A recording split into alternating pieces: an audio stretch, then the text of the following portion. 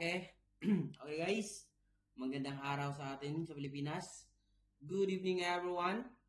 Okay, nandito naman si Sir Javi. Magbibigay na naman tayo ng bagong kaalaman sa ating mga students ngayon.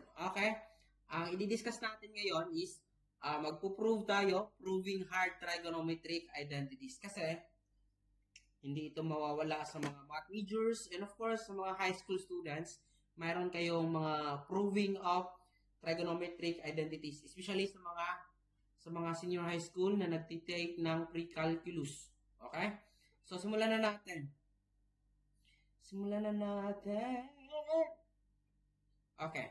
We need to prove that 1 plus cosine x over sine x that is equal to cosecant x plus cotangent x. Dapat daw yung left hand side natin ito is equal daw yan sa ating right hand side na cosecant x plus cotangent x.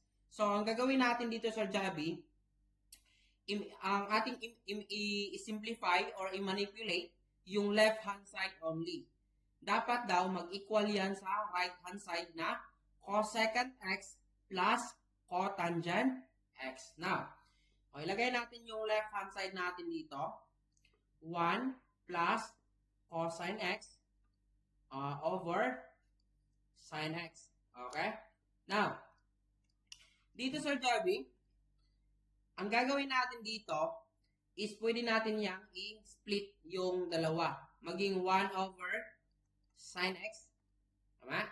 Plus cosine x over sine x.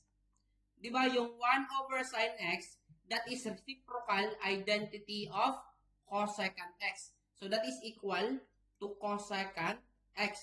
Itong cosecant x over sine x, that is quotient identity of cotangent x. So plus cotangent x. Therefore, na-prove natin na yung left hand side natin is equal sa cosecant x plus cotangent x. Okay?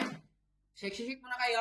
Sa next video natin, magbigay pa tayo ng mga example regarding how to prove trigonometric identities. Okay? Shake na tayo dyan. Okay, bye-bye.